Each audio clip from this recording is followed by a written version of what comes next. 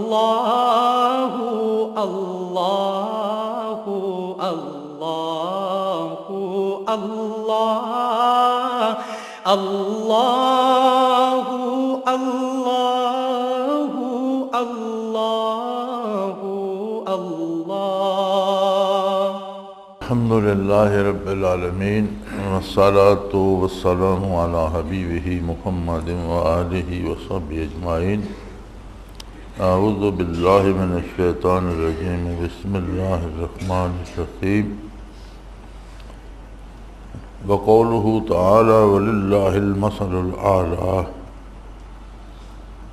اور اللہ کے لیے تو بڑا اعلیٰ درجہ کے صفات ثابت ہیں۔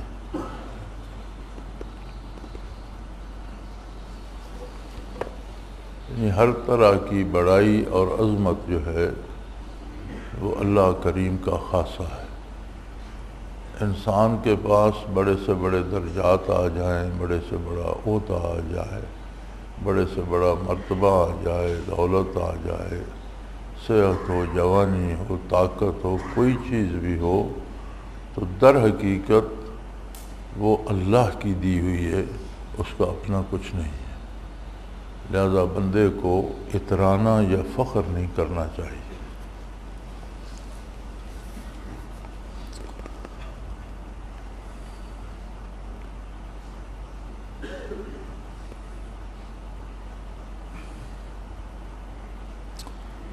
قولہ تعالی یخرج من بطونہا شراب مختلف الوانہ فیہا شفاء للناس، اس کے پیٹ میں سے پینے کی ایک چیز نکلتی ہے جس کی رنگتیں مختلف ہوتی ہیں اور اس میں لوگوں کے لیے شفا ہے۔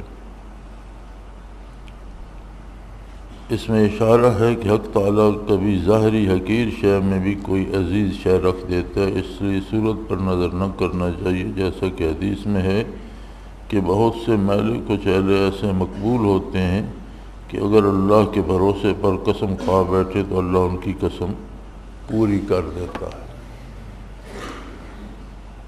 یہ شہد کی مکھی کے بارے میں ہے کہ ایک حقیر سی مکھی ہے، وہ مختلف پھولوں سے رس لیتی ہے اور اس کے پیٹ میں سے اللہ کریم شہد نکالتے ہیں جو لذیذ بھی ہوتا ہے، مختلف خوبصورت رنگوں میں ہوتا ہے، اور اس میں ہر مرض کی شفا بھی موجود ہے۔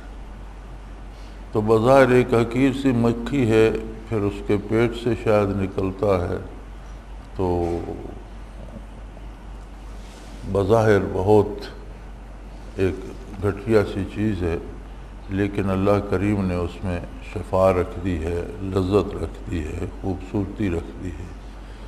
تو اس طرح سے بعض لوگ اہل اللہ میں بھی ایسے ہوتے ہیں کہ مادی طور پر غریب ہوتے ہیں، اچھا لباس نہیں پہن سکتے یا اچھی شان و شوکت سے نہیں رہ سکتے، مگر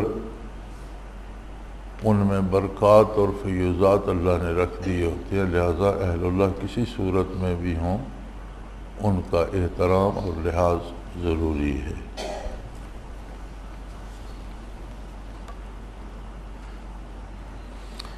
قولہ تعالی فلا تضربوا للہ الامثال ان اللہ یعلم وانتم لا تعلمون، اللہ تعالیٰ کے لیے مثالیں مت گھڑو، اللہ جانتے ہیں اور تم نہیں جانتے۔ اس میں دلالت ہے کہ ذات و صفات میں رائے اور ذوق سے کلام نہ کرنا چاہیے، اس سے اسماء الہیہ کا توفیقی ہونا بھی ظاہراً معلوم ہوتا ہے۔ فرماتے ہیں کہ اللہ تعالیٰ کی جو صفات اور صفاتی نام ہیں ان میں وہی کچھ کلام کرنا چاہیے جو بزرگوں سلف صالحین سے، نبی کریم صلی اللہ علیہ وسلم سے اور سلف صالحین سے منقول ہے۔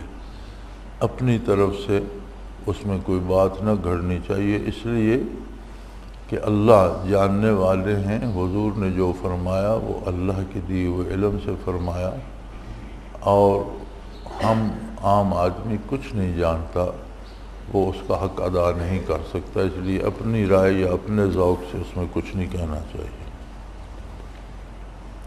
قولہ تعالی ان اللہ یامر بالعدل والاحسان وایتاء ذی القربی وینہی عن الفحشاء والمنکر والبغی، اللہ تعالیٰ اعتدال اور احسان اور اہل قرابت کو دینے کا حکم فرماتے ہیں اور کھلی برائی اور مطلق برائی اور ظلم کرنے سے منع فرماتے ہیں۔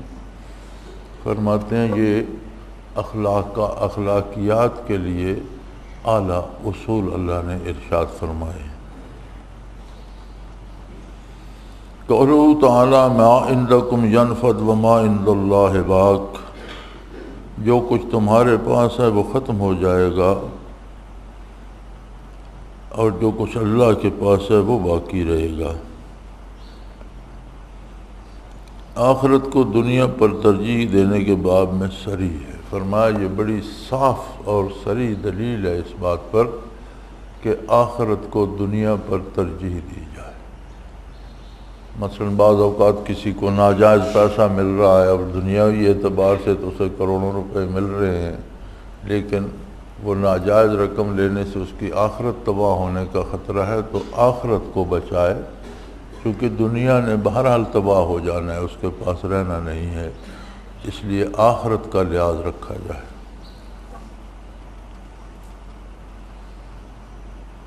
قولہ تعالیٰ فَلَنُحْيِيَنَّهُ حَيَاتًا طَيِّبَةً، ہم اس شخص کو بالطف زندگی دیں گے۔ روح البیان میں بعض کا قول نقل کیا کہ حیات طیبہ وہ ہے جو محبوب کے ساتھ ہو، اور یہ اولیاء کو دنیا میں میسر ہوتا ہے۔ فرماتے ہیں حیات طیبہ، بالطف پرلطف زندگی، پاکیزہ زندگی، مزیدار زندگی۔ تو فرماتے ہیں مزیدار زندگی وہ ہوتی ہے جو کسی کو محبوب کے ساتھ نصیب ہوتی ہے۔ تو محبوب اللہ کریم ہے، لہذا حیات طیبہ کا اطلاق اولیاء اللہ پہ ہوتا ہے جنہیں معیت باری نصیب ہوتی ہے۔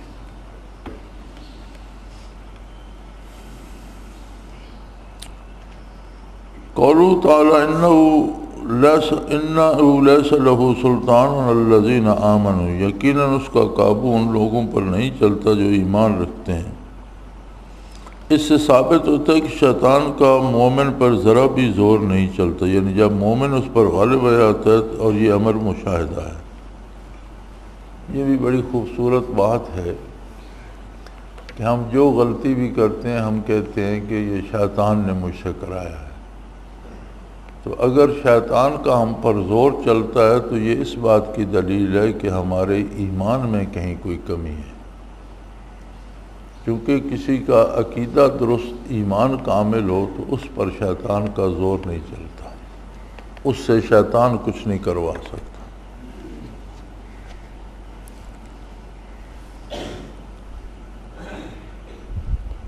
قولہ تعالیٰ وَلَٰكِن مَّن شَرَحَ بِالْكُفْرِ صَدْرًا،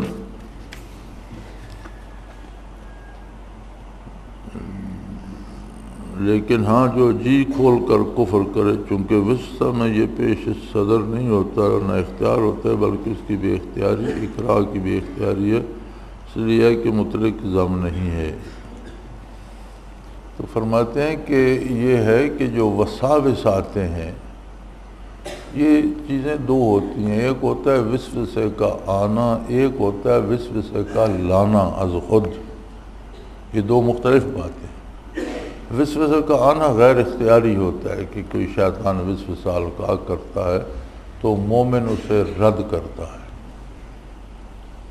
اس پر مزید سوچ بچار شروع نہیں کر دیتا کہ بلکہ سرے سے اسے رد کر دیتا ہے، توبہ و استغفار کرتا ہے، ذکر اللہ کا ذکر شروع کر دیتا ہے، تو وسوسہ ختم ہو جاتا ہے۔ تو وہ گناہ نہیں ہے چونکہ یہ غیر اختیاری ہے۔ تو بلکہ نبی کریم صلی اللہ علیہ وسلم کے ارشاد کا مفہوم ہے کہ وسوسہ آنا اور اس کا رد کرنے والے کو جہاد کا ثواب ملتا ہے۔ وسوسہ لانا بری بات ہے کہ از خود اوٹ پٹانگ سوچنا شروع کر دے تو پھر اس پہ سوچتے ہی چلا جائے گا۔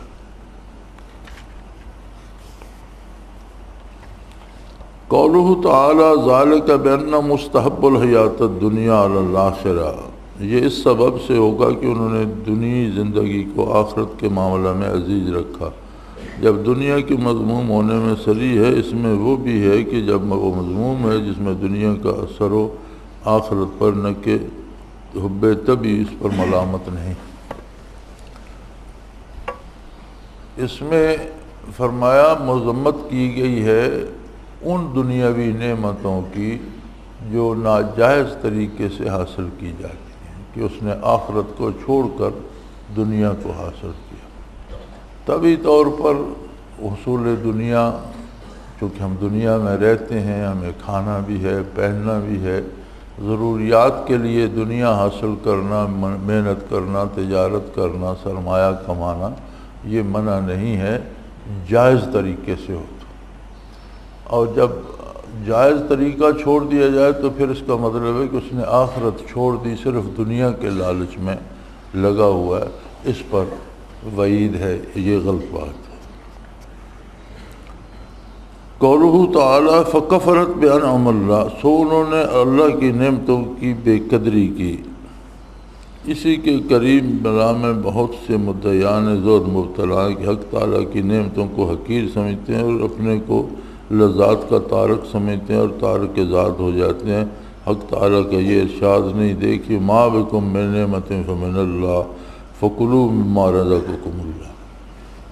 فرماتے ہیں صوفیوں کو یہ خیال رکھنا چاہیے کہ بعض لوگ یہ سمجھتے ہیں کہ اچھا کھانا یا اچھا پہننا یہ نیکی اور زہد اور تقوی کے خلاف ہے۔ فرمایا یہ اللہ کی نعمتوں کی بے قدری ہے، اگر اس نے جائز وسائل سے آپ کو دی ہیں تو ضرور استعمال کریں۔ یہ نیکی نہیں ہے کہ صاحب حیثیت ہوتے ہوئے پھٹے ہوئے کپڑے پہن کر چل پڑے۔ یا بڑی عجیب بات ہے، میرے پاس ایک ساتھی آئے، اچھے نیک آدمی تھے، ہمارے یہاں بچھال کالج میں پرنسپل تھے۔ اب وہ صبح بچھال سے نکلے تو زور کے وقت میرے پاس پہنچے، پیدل چلتے چلتے منارے پہنچے۔ زور قریب تھی یا زور سے پہلے مجھے یاد نہیں، بہت عرصے کی بات ہے۔ بہرحال کافی وقت لگا ان کا، اور پھر انہوں نے پیدل واپس جانا تھا۔ تو تبلیغی جماعت کے احباب میں سے تھے، تو مجھے تبلیغ کرنے آئے تھے، میں نے ان کی بڑی عزت کی، چائے پلائی۔ تو میں نے دوسرا پیالہ دیا تو کہنے لگے میں تو ایک ہی پیالی پیتا ہوں۔ میں نے کہا حضرت گھر سے ایک ہی پیتے ہوں گے، ہمارے ہاں سے 2 پی لیجئے، اس میں آپ کا تو کچھ نہیں جاتا، حلال مال ہے، محنت سے کماتے ہیں۔ تو جو انہوں نے کہنا تھا کہہ چکے، تو میں نے کہا آپ کچھ میری بھی سنیں گے یا جی آپ بھی فرمائیے۔ میں نے کہا مجھے 2 باتیں اچھی نہیں لگی۔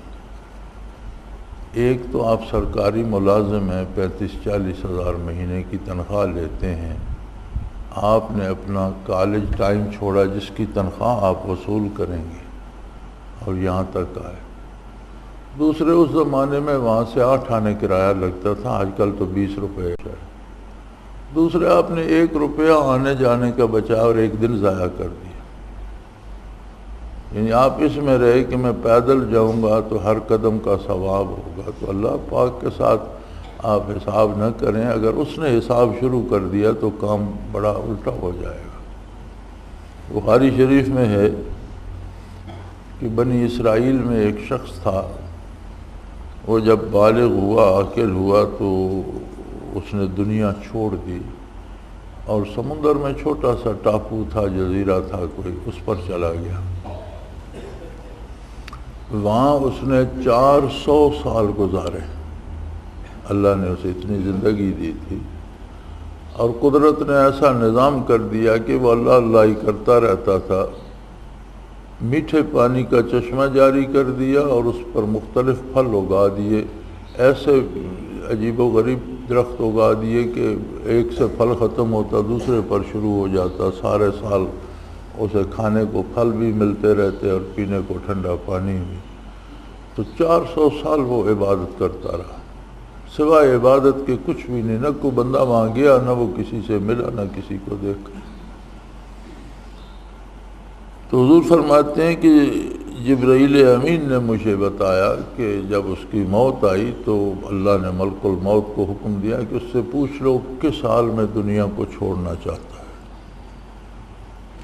تو اس نے عرض کی بار الہ میں جب سجدے میں جاؤں، میری زبان پر سبحان ربی الاعلیٰ ہو، ہاتھ پاؤں گھٹنے ماتھا پیشانی زمین پر ہو، اور میں تیری بارگاہ میں سجدہ ریز ہوں تو فرشتہ روح قبض کر لے اور میدان حشر میں اسی طرح اٹھوں۔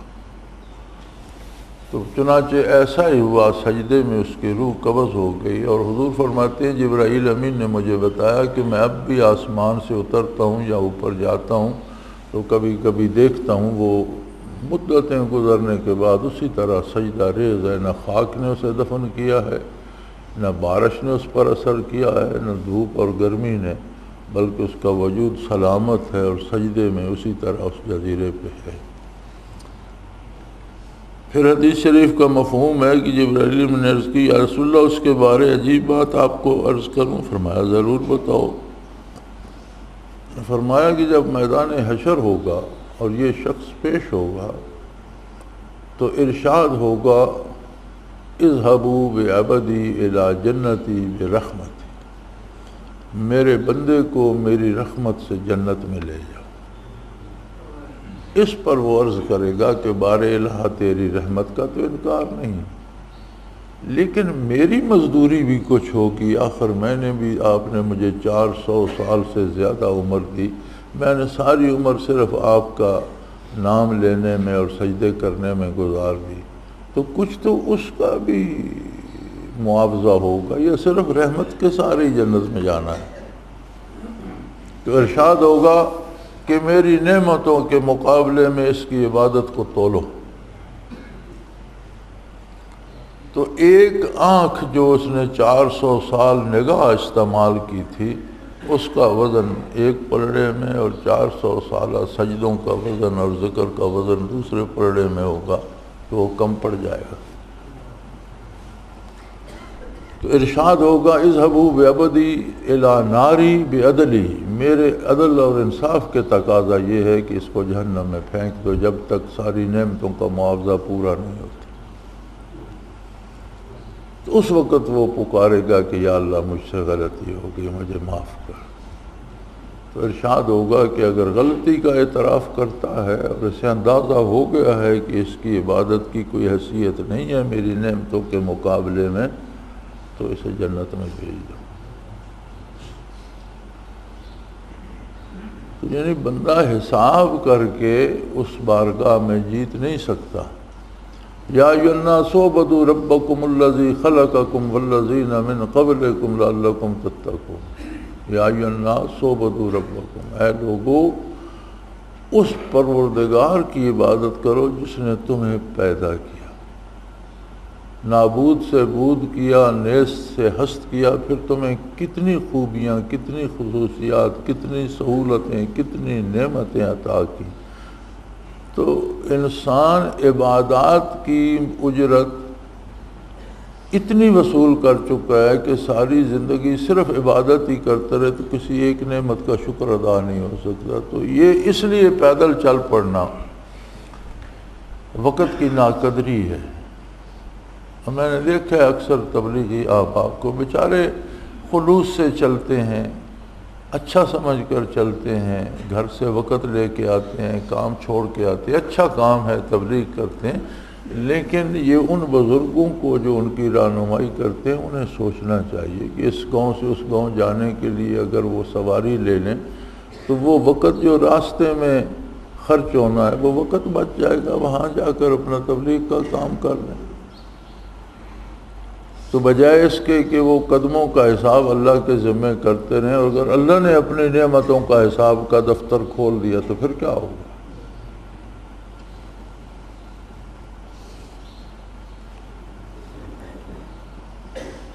تو اس لیے فرماتے ہیں کہ اللہ کی نعمتیں بے پناہ ہیں، ان کی قدر کی جانی چاہیے۔ یہ دو چیزیں ہمارے ہاں بڑی عام ہیں، ایک محتاج ہوتے ہوئے، ضرورت مند ہوتے ہوئے رخصت پر عمل نہیں کریں گے، بیمار ہیں تیمم نہیں کریں گے۔ اچھا ایسے بیمار ہیں اس رمضان میں بھی ہیں، وہ راشہ ہو گیا بدن کو، دل گھٹ جاتا ہے، تکلیف ہو جائے، ہسپتال نہیں میں روزہ رکھوں گا۔ جب اللہ نے تمہاری عمر یہ ہے کہ تم پیر فرتوت ہو، پیر فرتوت کیسے ہیں؟ ایسا بوڑھا جس کے واپس طاقتور ہونے کی امید نہ رہے، تو پیر فرتوت پر تو اللہ نے کفارہ کا حکم دیا ہے کہ جیسا کھانا خود کھاتے ہو 2 وقت کے کھانے کا اندازہ کر کے، یا کھانا کسی غریب کو 2 وقت کھلا دو یا اتنے پیسے دے دو، تمہارے روزے کا کفارہ ہو جائے گا۔ تو پھر تم ضد سے روزہ رکھ کے پھر شام کو ہسپتال پہنچے ہو کہ یہ عصر کے وقت توڑنا پڑے گا، تو یہ کون سی نیکی ہے؟ یہ تو گستاخی ہے کہ اللہ فرمائے گا میں نے اجازت دی اور تو اپنے آپ کو اتنا طاقتور سمجھتا ہے۔ اسی طرح بعض کو تکلیف ہو جاتی ہے، اب 4 بندوں نے اٹھایا لے کے باتھ روم میں، پھر کوئی ہاتھ دھو رہا ہے کوئی پاؤں دھو رہا ہے، میں نے تیمم نہیں کرنا وضو کروں گا۔ بھئی یہ کون سی ضد ہے؟ اللہ نے تیمم کی اجازت دی ہے، اگر تم وضو نہیں کر سکتے تیمم۔ تو اللہ کی رخصتوں پر بھی عمل کرنا اتنا ہی ثواب ہے جتنا عزیمت پر عمل کرنے، وہ بھی اللہ کا حکم ہے، یہ بھی اللہ کا حکم ہے۔ اسی طرح اگر غربت ہے، افلاس ہے، سادے کپڑے ہیں، سستے ہیں، تو انہیں دھو تو سکتا ہے، مرمت تو کر سکتا ہے، صاف ستھرے تو رکھ سکتا ہے۔ یہی حال بعض لوگوں نے حلیے کا بنا رکھا ہوتا ہے۔ نبی کریم صلی اللہ علیہ وسلم کے پاس ایک شخص حاضر ہوا، لباس میلا کچیلا تھا اور داڑھی کہیں بے پناہ بڑی ادھر تک آنکھوں میں گھسی ہوئی، کانوں پہ چڑھی ہوئی اور پھیلی ہوئی۔ تو آپ صلی اللہ علیہ وسلم نے دیکھ کر پوچھا کہ تمہارے پاس کوئی ایسی، تمہاری اتنی حیثیت نہیں کہ تم اچھا لباس پہن سکو؟ یا رسول اللہ، اللہ کا دیا سب کچھ ہے۔ فرمایا تو پھر یہ حلیہ کیوں بنایا ہوا ہے؟ اور کیا تم یہ داڑھی جو ہے اسے ٹھیک نہیں کر سکتے اور اسے دھو کر تیل لگا کر سنوار نہیں سکتے اور اس کی کوئی حد قید نہیں بنا سکتے؟ ابھی جاؤ اور اس داڑھی کو بھی ٹھیک کر کے آؤ اور لباس بھی بدل۔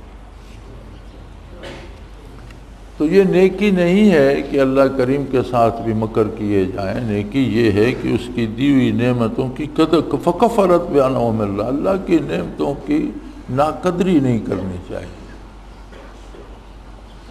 ہاں یہ بات بھی معیوب ہے کہ اپنی حیثیت سے بڑھ کر ادھار لے کر قرض لے کر اخراجات کرے اور لباس پہنے اور شوشا بنائے، یہ بھی زیادتی ہے، اس کی بھی اجازت ہے، لیکن اپنی حیثیت کے مطابق ضرور رہے۔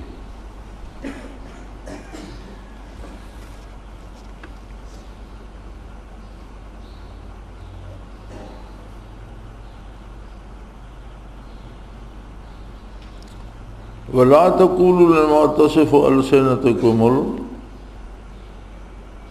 الْكَذِبَ هَذَا حَلَالٌ وَهَذَا حَرَامٌ، جن چیزوں کے بارے میں تمہارا زبانی جھوٹا دعویٰ ہے ان کی نسبت یوں مت کہہ دیا کرو کہ یہ چیز حلال ہے اور یہ حرام ہے۔ اس میں معلوم ہے کہ طریقت کے احکام شریعت کے مبائن نہیں کہ یہاں کا حلال و حرام وہاں کے بالعکس ہے۔ فرماتے ہیں ارشاد باری ہے کہ خواہ مخواہ جھوٹ بول کر حلال حرام، یعنی جن چیزوں کو اللہ نے حلال کیا ان کو حرام نہ کرو، جن کو اللہ نے حرام کیا ان کو حلال نہ کرو۔ فرماتے ہیں یہ جو صوفی کہتے ہیں کہ شریعت اور ہے اور طریقت اور ہے، یہ کوئی بات نہیں۔ طریقت شریعت پر خلوص سے عمل کرنے کا نام ہے۔ حلال و حرام وہی ہیں جو ظاہری شریعت میں ہیں، صوفی کے لیے بھی اور دوسرے کے لیے۔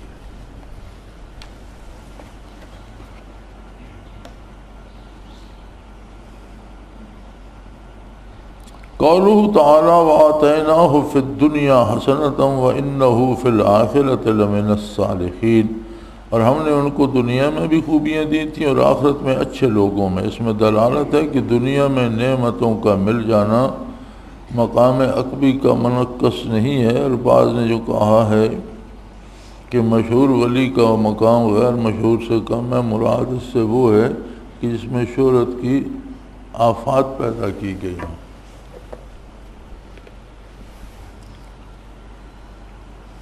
کہ اللہ اپنے بندوں کو دنیا میں بھی آسانیاں، عزت، شہرت، آرام دیتا ہے، اور آخرت میں بھی وہ نیکوکار لوگوں میں سے ہوں گے۔ تو فرماتے ہیں دنیا کی نعمتوں کا حلال اور جائز طریقے سے ملنا یہ منازل سلوک کے منافی نہیں ہے، اور نہ اخروی مقامات کے منافی ہے، یہ اللہ کا انعام ہے۔ ایک قول ہے صوفیاء کا کہ جو صوفی یا اولیاء اللہ مشہور ہو جاتے ہیں ان کا مرتبہ ان سے کم ہے جو مشہور نہیں ہوتے اور غیر معروف زندگی گزار دیتے ہیں۔ تو فرمایا یہ اخروی اجر کے اعتبار سے نہیں کہا گیا، بلکہ یہ اس لیے کہا گیا کہ جو مشہور ہو جاتے ہیں ان کے منازل کم نہیں ہوتے، ان پر مصیبتیں زیادہ آتی ہیں، مقابلے میں زیادہ منکرین اور معاندین پیدا ہو جاتے ہیں اور ان پر تکلیفیں زیادہ آتی ہیں بنسبت ان کے کہ جو مشہور نہیں ہوتے، ان پر کم تنقید ہوتی ہے، کم لوگ ان کے مقابلے میں کھڑے ہوتے ہیں۔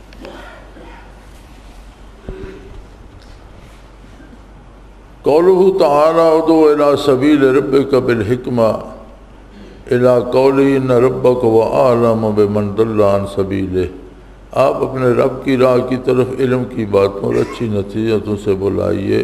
الی قولی تعالی، آپ کا رب خوب جانتا ہے اس شخص کو جو اس کے راستہ سے گم ہوا۔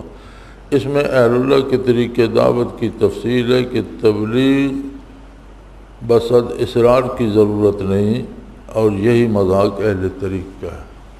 فرمایا اس میں اس بات پر دلیل ہے کہ تبلیغ کے لیے کسی کو چمٹ نہیں جانا چاہیے، ضد نہیں کرنی چاہیے، اگلے کو تنگ نہیں کرنا چاہیے، اللہ اور اللہ کے رسول کی بات احسن اور اچھے طریقے سے پہنچا دینی چاہیے اور بات ختم ہو گئی۔ آگے اللہ کا بندے کا معاملہ ہے، جسے ہدایت نصیب ہوگی وہ اسے ہدایت دے گا، جس کے نصیب میں نہیں ہے اس کے نصیب میں نہیں۔ قولہ تعالی وَلَئِن صَبَرْتُمْ لَهُوَ خَيْرٌ لِلصَّابِرِينَ، اگر صبر کرو تو صبر کرنے والوں کے حق میں اچھی بات ہے۔ صبر کا خصال اہل اللہ سے ہونا ظاہر ہے کہ فرمایا اہل اللہ میں صبر کا مادہ زیادہ ہوتا ہے، بہت سی چیزیں برداشت کر جاتے ہیں۔ قولہ تعالی وَاصْبِرْ وَمَا صَبْرُكَ إِلَّا بِاللَّهِ، آپ صبر کیجئے، آپ کا صبر کرنا خاص اللہ ہی کی توفیق سے۔ صبر کے بہت سے مراتب ہیں، صبر للہ، صبر فی اللہ، صبر مع اللہ، صبر عن اللہ، صبر باللہ، ان سب کی حقیقت اصل رسالہ عربی یہ صبر باللہ سب سے اکمل ہے، اس لیے وسلم کے لیے ثابت کیا گیا۔ وما صبرک الا باللہ، تو فرمایا صبر کے سب سے بہت سے درجے ہیں، جن میں سب سے اعلیٰ درجہ ہے صبر باللہ، اللہ کے ساتھ صبر کرنا۔ اس لیے صبر کرنا کہ خیر ہے میرا اللہ میرے ساتھ ہے، تو اگر یہ نقصان ہو گیا یا یہ لوگ مخالف ہو گئے یا یہ تکلیف آ گئی کوئی حرج نہیں۔ فرمایا یہ سب سے اعلیٰ درجہ ہے، اس لیے یہ حضور اکرم صلی اللہ علیہ وسلم کے لیے ثابت کیا گیا قرآن کریم میں۔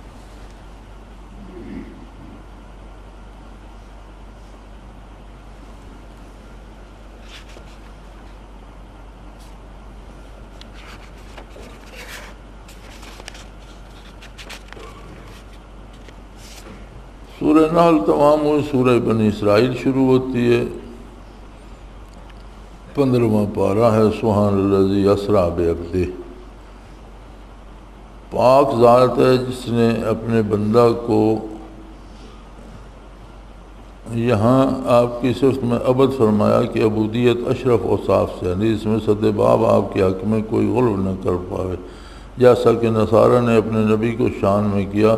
اصل معنی اس کے ذل اور خضوع ہے، اور یہ بات معرفت کاملہ کی ہوتا ہے، تو اس سے آپ کے کمال معرفت پر بھی دال ہے۔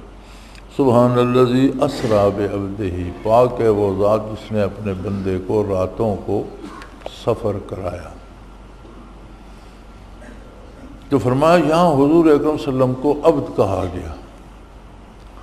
دراصل عبدیت ہی بندے کے لیے سب سے اعلیٰ مقام ہے۔ جتنے مراتب، جتنی محنت، جتنی عطا ہے، اس میں یہ ہے کہ بندے کو حقیقی عبدیت نصیب ہو جائے۔ تصوف و سلوک میں بھی بے شمار دوائر، بے شمار منازل اور بے پناہ فاصلے ہیں، لیکن سب سے آخری دائرہ جو ہے وہ دائرہ عبدیت ہے، اور جس کی کوئی انتہا نہیں۔ عبدیت بندے کا ایک تعلق ہے بندگی کا اللہ کے ساتھ، اب اللہ کی شان کی بھی کوئی انتہا نہیں، اس کی عبدیت اور بندگی کی بھی کوئی حد نہیں، جتنی جس کو جو کیفیات نصیب ہوتی چلی جائیں۔ حضرت رحمۃ اللہ تعالیٰ علیہ کا وصال دار ابدیت میں ہوا ہے۔ میں نے صوفیاء میں سے 14 صدیوں میں کسی ولی کو وہاں تک پہنچتے میرے علم میں نہیں، کسی کتاب میں پڑھا، نہ دیکھا، نہ ذوقاً معلوم ہوا۔ تو یہ ابدیت جو ہے فرمایا یہ معرفت کاملہ پہ دلیل ہے کہ جتنی معرفت ہوگی کسی کو اتنی ابدیت نصیب ہوگی، اور حضور کی معرفت بے مثل و بے مثال ہے، لہذا حضور کی ابدیت بھی حضور کی شان کے مطابق ہے۔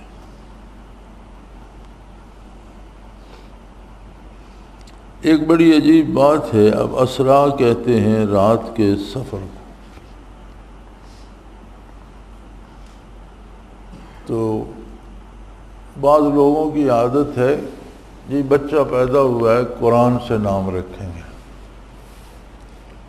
تو بعض ایسے نام ہیں جن کی کوئی تک نہیں بنتی۔ اب یہی اسرا کسی نے بیٹی کا نام رکھا ہوا ہے، اب اسرا رات کا سفر ہے، تو کیا وہ چاہتا ہے کہ اس کی بیٹی رات کو اٹھ کے چلی جائے؟ جی یہ قرآن سے لیا ہے۔ قرآن میں تو شیطان بھی ہے، قرآن میں تو کتے کا ذکر بھی ہے، قرآن میں تو خنزیر بھی ہے، قرآن میں تو فرعون کا بھی ذکر ہے، حامان بھی ہے قرآن میں، پھر قرآن سے یہ لے لو گے۔ ایک بندے نے اپنے بیٹے کا نام آل رکھ دیا، میں نے یہ کیوں رکھا؟ جی یہ قرآن سے رکھا ہے میں نے، قرآن تو کہتا ہے اِنَّ فِرْعَوْنَ لَعَالٍ فِي الْأَرْضِ، فرعون زمین میں آل تھا، بہت متکبر تھا، تو ہم نے اچھی قرآن سے فعال نکالی کہ جو صفت فرعون کی ہے وہ بیٹے کا نام رکھ دیا۔ تو قرآن کریم سے نام ضرور رکھو، لیکن ذرا اتنا کر لو کہ اس آیت کریمہ کو پڑھ لو، اس کا ترجمہ پڑھ لو، اس کی تفسیر دیکھ لو کہ اس سے مراد کیا ہے۔ تو قرآن کو بچوں کے نام رکھنے کی کتاب نہیں ہے، ویسے قرآن اللہ کے احکام فرامین ہیں اور سمجھنے اور عمل کرنے کی چیز ہے، لیکن اگر کوئی برکت کے لیے قرآن سے نام لیتا ہے، جیسے عالیہ، اب آل ہی کی مؤنث ہے، بے شمار بچیوں کے نام عالیہ ہیں، جی قرآن کا نام ہے، بھئی آل تو متکبر ہوتا ہے، عالیہ تکبر کرنے والی عورت، یہ کون سا نام؟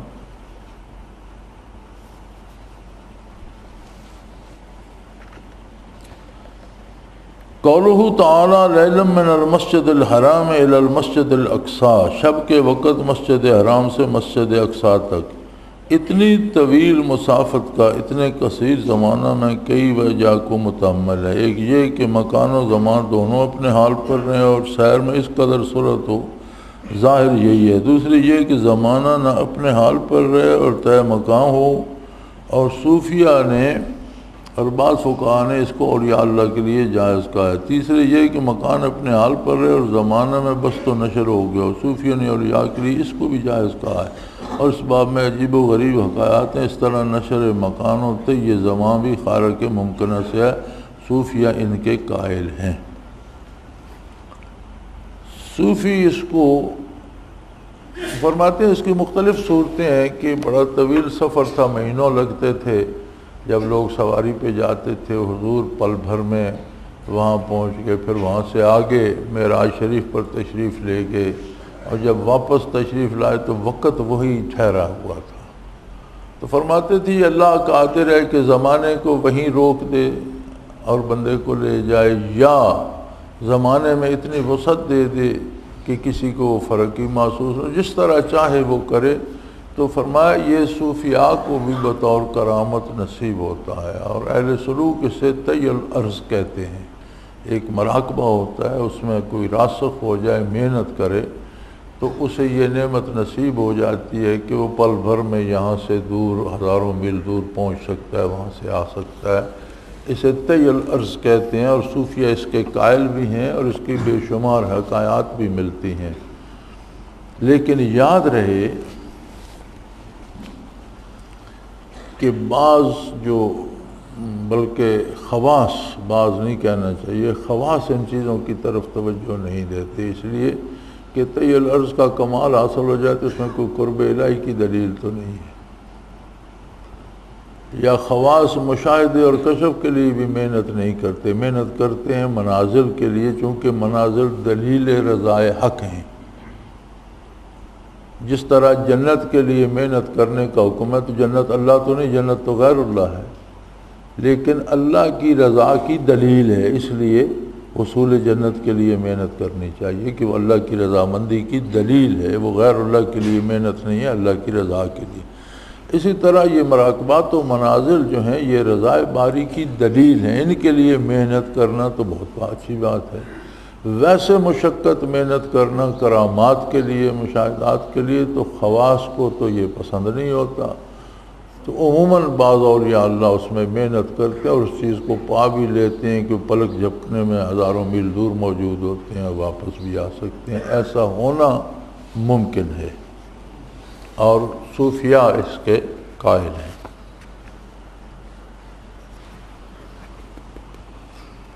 قولہ تعالیٰ وَكَفَىٰ بِرَبِّكَ وَكِيلًا، اور آپ کا رب کافی کارساز ہے۔ روح میں ہے کہ اس میں دلالت ہے کہ انسان موقع دلال سے بدون حفاظت حق کے خود نہیں بچ سکتا۔ فرماتے ہیں اللہ تیرا محافظ کافی ہے، فرماتے ہیں اس میں یہ دلالت ہے کہ گناہ سے بچانا اللہ کا کام ہے، بندہ از خود نہیں بچ سکتا، لہذا بندے کو اللہ سے بنا کے رکھنی چاہیے، ہمہ وقت خود کو محتاج سمجھنا چاہیے، اپنے کو بندہ سمجھنا چاہیے، حق تعالیٰ کو مالک سمجھنا چاہیے، اپنی خوبیوں پہ فخر نہیں کرنا چاہیے، اور اگر گناہ سے بچتا ہے تو اللہ کا احسان مانے کہ وہی مجھ کو بچا رہا ہے۔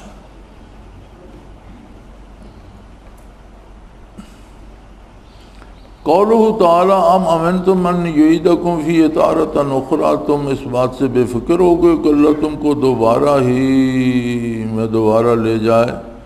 یہاں شبہ ہو سکتا ہے کہ حق تعالیٰ نے ان کو حالت ماضی یاد دلائی، اس طریقے ماضی کے یاد کو حجاب کہتے ہیں۔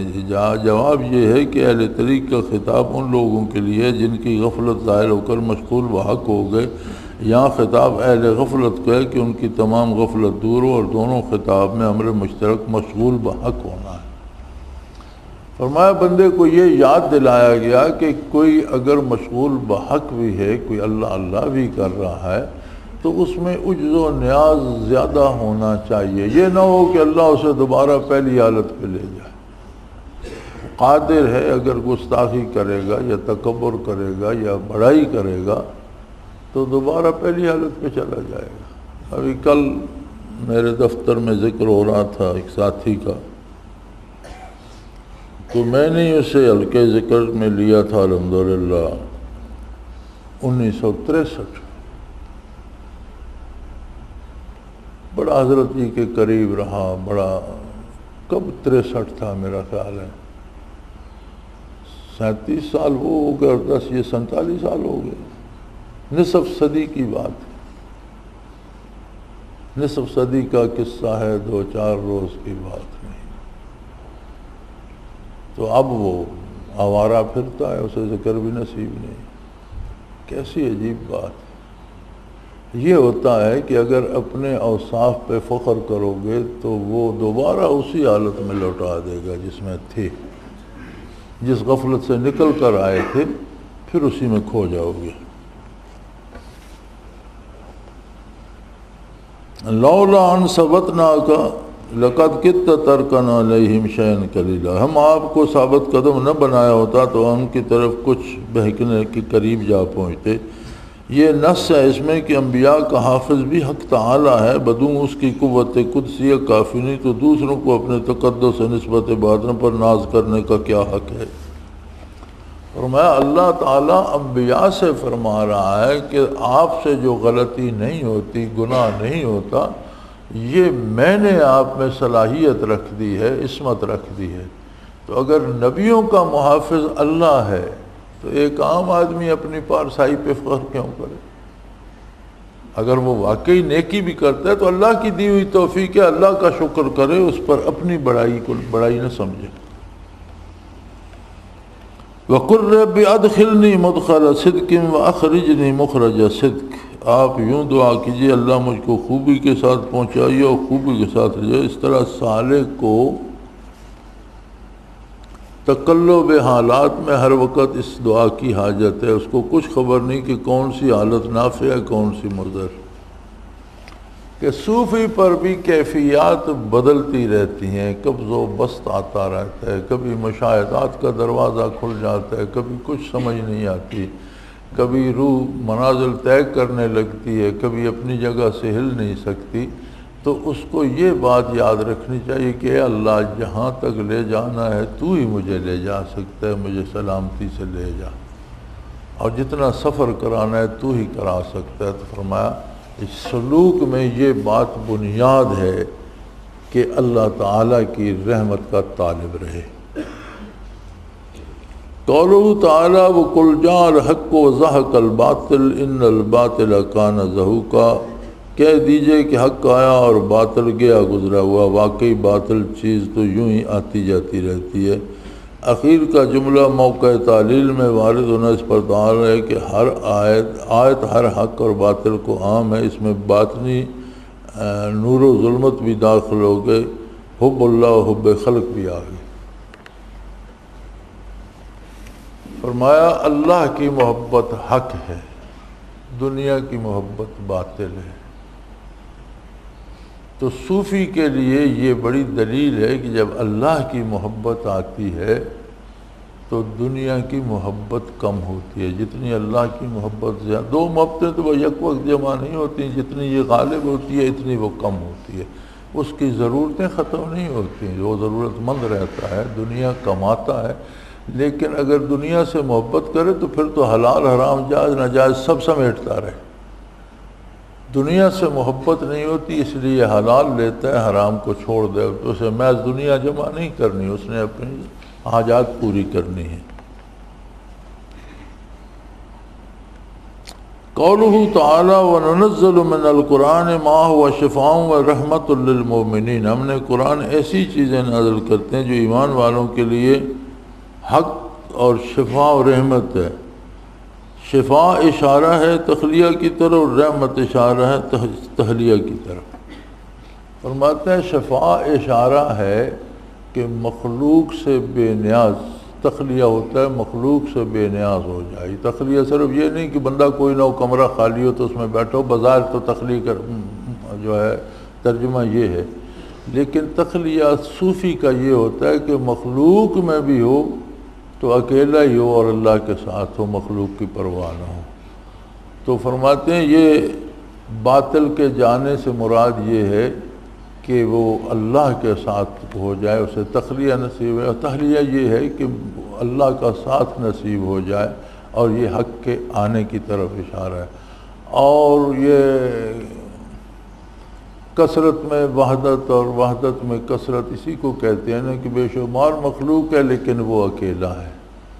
اور بعض لوگ ایسے ہوتے ہیں کہ اکیلے بھی ہوتے ہیں تو دنیا کے بکھیڑے سوچ رہے ہوتے ہیں، وہ وحدت میں بھی ان کے ساتھ کثرت ہوتی ہے۔ اور بعض لوگ وہ ہوتے ہیں جو کثرت میں ہوتے ہیں، بے شمار مخلوق ہوتی ہے لیکن وہ اللہ کو یاد کر رہے ہوتے ہیں، وہ اکیلے ہی ہوتے ہیں۔ تو فرمایا صوفی کو یہ لحاظ رکھنا چاہیے کہ یہ دو نعمتیں اسے نصیب ہوں، ایک ہر حال میں اللہ کی یاد ہو، مصروف ہے، کام کر رہا ہے، ہتھ کار وال دل یار وال، کام کر رہا ہے، اللہ اللہ کر رہا ہے، لوگوں میں بیٹھا ہے متوجہ اللہ، یہ تخلیہ ہوتا ہے۔ اور دوسرا تحلیہ وصول الہی، کہ کبھی غفلت نہ آئے، اور غفلت آئے تو جیسے یاد آئے فوراً توبہ کرے، رجوع اللہ کرے، اور پھر سے اپنا ذکر شروع کر دے۔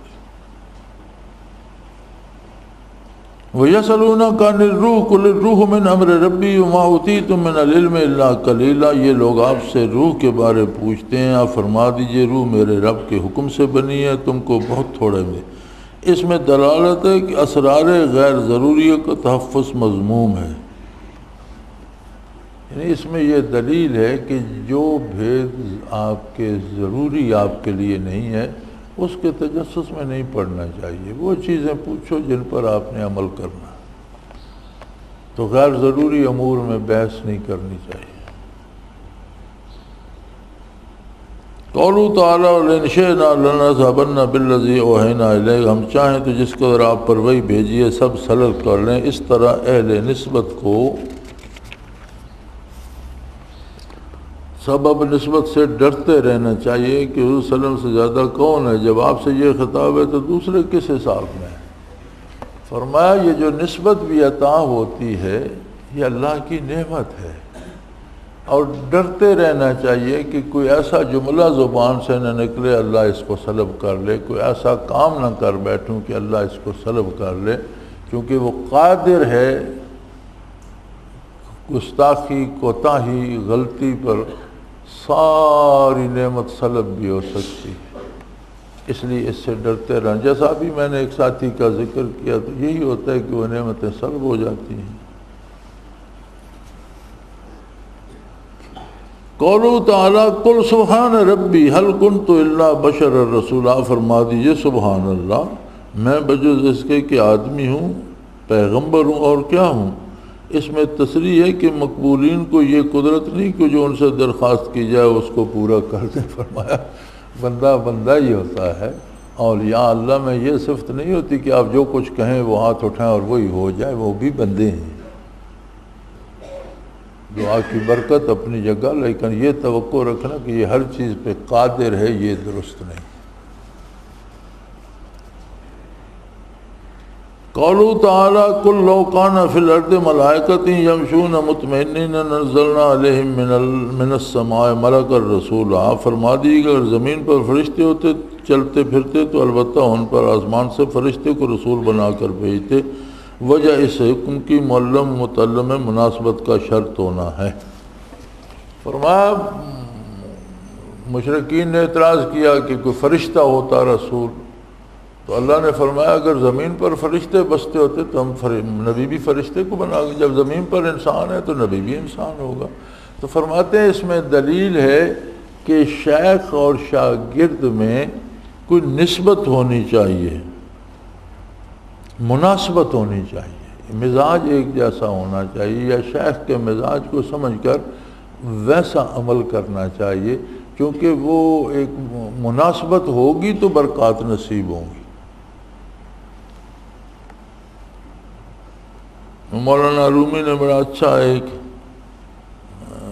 منظوم کیا ہے واقعہ کہ کوئی خاتون حضرت علی کرم اللہ وجہ کریم کے پاس آئی کہ میرا بچہ چھت پر چڑھ گیا اور ایک طرف سے پانی کے لیے پرنالہ سا بنا ہوا ہے، وہاں دیوار میں جگہ ہے جو فصیل ہے اس میں، تو جب ہم اوپر جاتے ہیں اسے پکڑنے کے لیے تو وہ سوراخ میں جا گھستا ہے، تو ہم ڈرتے ہوئے نیچے اتر آتے ہیں کہ یہ تھوڑا سا آگے گیا تو نیچے گر جائے گا، تو اس کا کیا کریں۔ تو انہوں نے فرمایا اس کے کسی ہم عمر بچے کو اوپر چھت پہ چھوڑ دو۔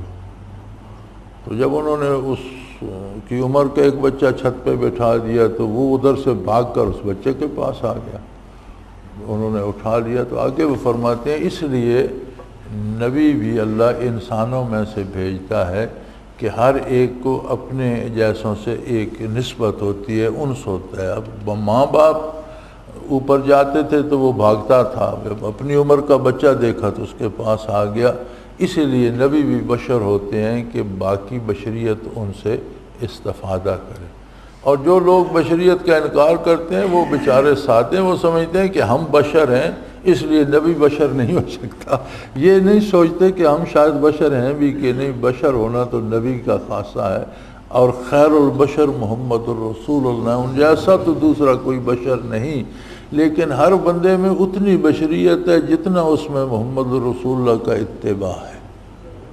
اور اگر کوئی آپ پر ایمان ہی نہیں رکھتا تو اولئک کالانعام، وہ جانور ہے، درندہ ہے، بشر نہیں ہے، انسان۔ قولوا تعالیٰ کلما خبت زدناہم سعیرا، جب وہ ذرا دھیمی ہونے لگی ہم ان کے لیے اور زیادہ بھڑکا دیں گے۔ اس میں اس قول ہے جو بعض کی طرح منسوب ہے کہ مدت طویلہ کے بعد عذاب نار منقطع ہو جائے گا۔ ہاں فرمایا یہ جو بعض لوگوں کا خیال ہے کہ ایک عرصے کے بعد دوزخ کا عذاب ختم کر دیا جائے گا، فرمایا اس آیت میں اس کا رد ہے کہ جب وہ دھیمی ہونے لگی ہم اور بھڑکا دیں گے۔ تو یہ کون ہے جو کہتے ہیں کہ دوزخ ختم ہو جائے گی؟ میں نے اگلے دن آپ کو ایک ساتھی کا قصہ سنایا بھی۔ قولوا تعالیٰ قل لو انتم تملکون خزائن رحمت ربی اذا لامسکتم خشیۃ الانفاق، آپ فرما دیجئے کہ تم لوگوں کے پاس رب کی رحمت کے خزانے بھی ہوتے تو تم خرچ کرنے کے اندیشہ سے ضرور ہاتھ روک لیتے۔ اشارہ ہے اس شخص کی مذمت کی طرف جو طریق کو طالبین سے چھپاتے ہیں۔ فرمایا جو صوفی خود تو صاحب نسبت ہوتے ہیں، کسی دوسرے کو نہیں بتاتے اور چھپاتے ہیں، ان کا رد کیا گیا ہے کہ اللہ کی رحمت کو بانٹنا چاہیے، چھپانا نہیں۔ تمہارے باپ کی نہیں ہے کہ چھپا کر بیٹھ گئے ہو، ہر مومن کا حصہ ہے، اور وہی لوگ بھلے ہیں جو اس نعمت کو تقسیم کرتے ہیں، اور یہ ساری عمر چھپائے رکھتے ہیں، خود لے کے چلے جاتے ہیں، وہ زیادتی کرتے ہیں۔ یہ ان کے ذاتی جاگیر نہیں تھی، اللہ کا انعام تھا اور سب مومنین کے لیے تھا۔ قولوا تعالیٰ وَإِنِّي لَأَظُنُّكَ يَا فِرْعَوْنَ مَصْبُورًا، میرے خیال میں ضرور تیری کم بختی کے دن آ گئے ہیں۔ اس میں دلالت ہے کہ جواب ترکی بترکی دینا جبکہ تسمع و رعایت میں کوئی مصلحت نہ ہو کمال اخلاق کے منافی نہیں۔ فرمایا باطل کے مقابلے میں ڈٹ کر جواب دینا یہ اخلاق کے منافی نہیں ہے، جیسا موسیٰ علیہ السلام نے فرعون کو کہا کہ تیری باتوں سے لگتا ہے کہ تیری بدبختی کے دن آ گئے ہیں اور تو بات سمجھ نہیں رہا۔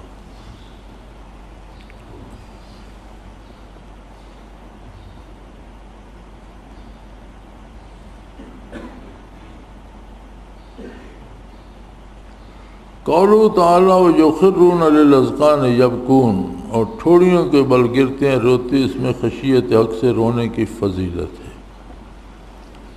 فرمایا اللہ تعالیٰ کی خشیت میں اللہ کے عذابوں اور اس کی ناراضگی، عذابوں کی بات نہیں، بات اس کی رضامندی اور ناراضگی ہے، اس کی ناراضگی سے ڈر کر رونے کی فضیلت بیان کی گئی ہے اس آیت کریمہ میں۔ الحمدللہ 15 سپارے مکمل ہو گئے۔ یہ ہم نے اجتماع کے آخری دنوں میں شروع کی تھی، تو کچھ ان دنوں میں پڑھی گئی، کچھ ان دنوں میں۔ اب یہ باقی 15 سپارے تو اب 2-3 دنوں میں نہیں پڑھے جا سکتے، گپ شپ کریں گے، باتیں کریں گے، 2-3 دن گزر جائیں گے۔ الحمدللہ اللہ نے توفیق دی تو یہ باقی یہ ہے بہت مزیدار اور صوفی کے لیے بہت ضروری ہے۔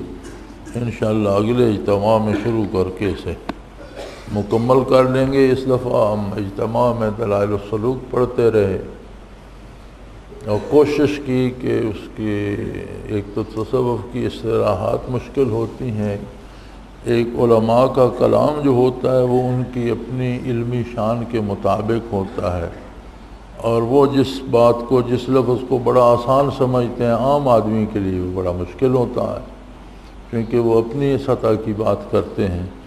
تو دلائل السلوک بھی 64 سے اب تک اسے بھی نصف صدی ہو گئی، تو بہت کم لوگوں نے پڑھی ہے، اور جنہوں نے پڑھی ہے وہ کہتے تھے مشکل ہے۔ تو اس دفعہ اللہ کریم نے توفیق دی، ہم نے دلائل السلوک پورے اس میں اجتماع میں پڑھی اور بیان کی، اور کوشش کی کہ جو مشکل مقامات اور اصلاحات ہیں ان کو ان کی تصحیح کر دی جائے، آسانیاں کر دی جائیں، عام اردو میں اس کا ترجمہ کر دیا جائے تاکہ سارے ساتھی سمجھ سکیں۔ تو انشاءاللہ وہ چھپ جائے گی، آسانی ہو جائے گی۔ اور اس کے بعد یہ شروع کر لی تھی کہ انہوں نے سارے مسائل تصوف قرآنی آیات سے اخذ کر کے جمع فرمائے ہیں، بہت بڑا کام کیا ہے۔ اللہ پاک انہیں جزائے خیر دی اور ان کے درجات بلند فرمائے۔ تو صوفیوں میں اور راہ سلوک کے مسافروں میں اس کی بڑی رہنمائی ہے۔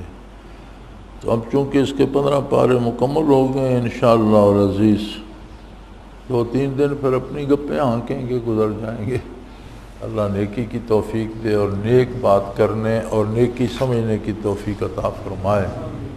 تو انشاءاللہ بشرط زندگی بتوفیق الہی باقی 15 سپارے پھر اگلے اجتماع میں پڑھیں گے۔ وآخر دعوانا ان الحمدللہ رب العالمین۔ اللہ اللہ اللہ اللہ اللہ اللہ اللہ اللہ۔ حضرت امیر محمد اکرم آبان مد ذلہ العالی دارالعرفان منارہ ضلع چکوال میں سالہ سال سے قرآن و حدیث کے اوپر خطابات کر رہے ہیں، اور سلسلہ نقشبندیہ اویسیہ کے مطابق لوگوں کو ذکر الہی کی تربیت دے رہے ہیں۔ وہ قرآن پاک کی تفسیر ترتیب وار بیان کر رہے ہیں۔ تفسیر قرآن کو وہ موجودہ ملکی اور بین الاقوامی حالات کے مطابق بیان کرتے ہیں۔ موٹر وے سے کلر کہار کے انٹرچینج سے نکلتے ہوئے کلر کہار کی جھیل سے ہوتے ہوئے میانی، بوچھال اور نورپور سے گزرتے ہوئے دارالعرفان منارہ پہنچ سکتے ہیں۔ حضرت امیر محمد اکرم آوان نے بچیوں اور بچوں کی دینی اور دنیاوی تعلیم کے لیے سقارہ اکیڈمی کے نام سے ایک درسگاہ بھی قائم کی ہے، جس کا افتتاح ملک پاکستان کے صدر جنرل محمد ضیاء الحق نے اپنے دست مبارک سے کیا تھا۔ وہ تمام احباب جو اسلام کی طلب رکھتے ہیں ان سے گزارش ہے کہ دارالعرفان منارہ ضلع چکوال میں امیر محمد اکرم آوان صاحب کے خطابات سے مستفید ہوں۔ وہ ہر جمعے کو نماز سے پہلے بیان فرماتے ہیں۔ ہر ماہ کی پہلی اتوار کو ماہانہ اجتماع ہوتا ہے جس میں آپ خصوصی خطاب فرماتے ہیں اور پاکستان کے چاروں صوبوں سے احباب اس اجتماع میں شرکت کرتے ہیں۔ اس کے علاوہ یہاں سال میں 2 مرکزی اجتماعات بھی ہوتے ہیں، ایک رمضان المبارک میں اعتکاف کا اجتماع اور دوسرا جولائی اور اگست میں 40 دن کا اجتماع ہوتا ہے جس میں روحانی تربیت کی جاتی ہے۔ اپنا خون سیماب دے کر اتنا ہم کر جائیں گے، نام آقا کا چمن میں پھر رقم کر جائیں گے۔